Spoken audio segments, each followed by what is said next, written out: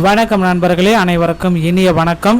TRP மற்றும் பள்ளிக்கல்வித்துறையில் இன்னைக்கு பள்ளிக்கல்வித்துறை அமைச்சர் வெளியிட்ட மிக முக்கியமான தகவல்கள் மற்றும் நிரந்தர பட்டதாரி ஆசிரியர்கள் தேவை, மாதிரி பள்ளிகளில் பணியாற்றும் ஆசிரியர்கள் பணிமாறுதல், செல்ல தடை, டெட்டில் நடந்திருக்க துரோகங்கள், இதை பற்றி எல்லாமே இந்த ஒரு வீடியோவில் நம்ம பார்க்கலாம். நீங்கள் நம்முடைய சேனலை முதல் முறையாக பார்க்குறீங்க அப்படின்னா மறக்காமல் ஒரு சப்ஸ்கிரைப் அண்ட் பெல்லை கிளிக் பண்ணி வச்சுக்கோங்க. இந்த நொடி முதல் தமிழ்நாட்டின் கல்வி மாறுகிறது. பள்ளிக்கல்வித்துறை அமைச்சர் ராஜ்மோகன் அவர்கள் இந்த தகவலை கொடுத்துட்ருக்காரு.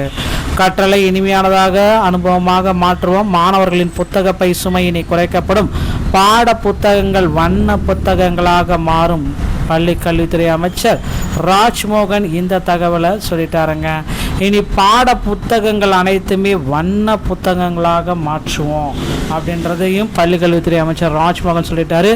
ஸோ அவர் என்ன சொன்னார் அப்படின்னு பார்த்தீங்கன்னா, ஆசிரியர் காலி பணியிடங்கள் விரைந்து நிரப்பப்படும் அப்படின்றதையும் சொல்லியிருக்காரு. அடுத்து அதுலேயே இன்னொரு முக்கியமான விஷயம் அப்படின்னு நம்ம பார்க்குறப்ப, டெட் தேர்வு எழுதிய ஆசிரியர்களுக்கு ஒரு மகிழ்ச்சியான செய்திகள் காத்துக்கிட்டு இருக்கிறது. ஸோ டெட்டில் நிறைய ஆசிரியர்கள் பார்த்திங்கன்னா சிறப்பு டெட்டு ரொம்ப டஃப்பாக இருந்தது அப்படின்றத குறிப்பிட்டிருக்காங்க. ஜூலை 4-5 தேதிகளில் நடைபெற்ற சிறப்பு டெட் தேர்வில் கலந்து காட்டாற்று வெள்ளம் போல கரை புரண்டு எழுந்து வந்த கூற்று காரணம் வகை வினாக்கள் தேர்வர்கள் கூற்றுவனாக யமனாக அமைந்ததை கேள்விப்பட்டிருக்கோம். அதை உறுதிப்படுத்த ஒரு சிறிய சான்றிதழ் அப்படி எல்லாமே குறிப்பிட்டிருக்காங்க. ஸோ ஒரு வினாவிற்கு நீங்கள் 2 விடை தெரிஞ்சிருந்தால் மட்டும்தான் உங்களால் விடையை செலுத்த முடியும். ஆக ஆங்கில வழியில் சரியான வினாவை கொடுத்துவிட்டு தமிழ் வழியில் எழுதுவர்களை காய வைக்கும் அந்த அபூர்வமான மொழிபெயர்ப்பார்கள் வினாத்தால் அமைத்தவர்களை நாம் எதுவும் இங்கே கேட்க முடியாது.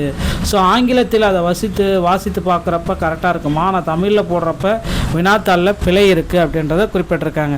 இறுதி செய்வதற்கு முன்பாக இது போன்ற அடிப்படை பிழைகளை சரி செய்வதற்கு வினாத்தாள் வடிவமைக்க மணிவடிப்பாளருக்கு நேரம் இல்லையோ, போதுமான பணியாளர்கள் இல்லையா என தெரியவில்லை. இது போன்ற போட்டித் தேர்வு தகுதி தேர்வுகளை தமிழ் வழியில் எழுதுவர்களுக்கு அசாத்திய மன வலிமையும் துணிச்சலையும் வேண்டி இருக்கிறது. தேர்வுக்கு படிப்பதை விட இது மிக முக்கியமானதாக தெரிகிறது. வருங்காலங்களில் இது போன்ற பிழைகளை தவிர்க்க ஆசிரியர் தேர்வு வாரியம் கவனமுடன் செயல்பட வேண்டும் அப்படின்றத குறிப்பிட்டு சொல்கிறாங்க. ஸோ அடுத்து இந்த மாதிரி பள்ளிகளில் பணியாற்றும் ஆசிரியர்கள் பணியிட மாறுதலுக்கு தற்காலிக தடை அப்படின்றத குறிப்பிட்டிருக்காங்க. அரசு மாதிரி பள்ளிகளில் பணியாற்றி வரும் ஆசிரியர்கள் மற்றும் பணியிட மாறுதல் செல்ல பள்ளிக்கல்வித்துறை தடை விதித்துள்ளது. இது குறித்து மாவட்ட முதன்மை கல்வி அலுவலர்களுக்கு பள்ளிக்கல்வித்துறை இயக்குனர் அனுப்பியுள்ள சுற்றறிக்கையில் தமிழகத்தில் 38 மாவட்டங்களிலும் மாதிரி பள்ளிகள் இயங்கி வருகின்றது.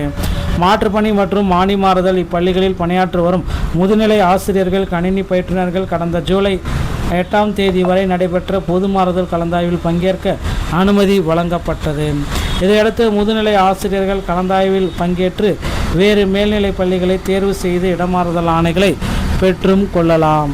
தற்பொழுது நிர்வாக காரணங்களுக்காகவும் ஏற்கனவே ஆசிரியர்களுக்கு மாதிரி பள்ளிகளில் சிறப்பு பயிற்சிகள் அளிக்கப்பட்டுள்ளதாகவும் மாதிரி பள்ளிகளில் பயிலும் மாணவர்கள் நலன் கருதியும் அந்த ஆசிரியர்கள் தொடர்ச்சியாக மாதிரி பள்ளியை மாற்றுப்பணியில் ஈடுபட ஆணை வழங்குமாறும் தமிழ்நாடு மாதிரி பள்ளி குழும உறுப்பினர் செயலாளர் கேட்டுக்கொண்டுள்ளார்.